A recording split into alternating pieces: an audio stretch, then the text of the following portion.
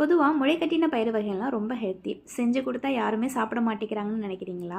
இந்த மாதிரி புலாவ் ட்ரை பண்ணி கொடுங்க. கண்டிப்பாக சாப்பிடாதவங்களும் சாப்பிட்ருவாங்க. ஒரு பேனில் 2 டேபிள் ஸ்பூன் கடலெண்ணெய் சேர்த்துட்டு எண்ணெய் சூடானதும் 1 டீஸ்பூன் ஜீரகம், பிரிஞ்சி இலை, ஸ்லைஸாக கட் பண்ண 2 பெரிய வெங்காயம், 3 பச்சை மிளகாய் சேர்த்துட்டு நல்லா பொன்னிறமாக வதங்கட்டும். நல்லா வதங்கினதுக்கப்புறம் 1 டீஸ்பூன் இஞ்சி பூண்டு பேஸ்ட்டு, கொஞ்சமாக புதினா கொத்தமல்லி, ஒரே ஒரு தக்காளி, தேவையான அளவு உப்பு சேர்த்துட்டு நல்லா வதக்குங்க. ஒன்ஸ் வதங்கினதுக்கப்புறம் ஏற்கனவே முளைக்கட்டி வச்சிருக்க பச்சை பயிரை சேர்த்துக்கலாம். சேர்த்துட்டு ஒரு வாட்டி கிண்டி விட்டுட்டு 2 கப் அளவுக்கு தேங்காய் பால் சேர்த்துக்கிறேன். தேங்காய் பால் வந்தால் ஆப்ஷனல் தான். இதுக்கு பதிலாக தண்ணி கூட சேர்த்துக்கலாம்.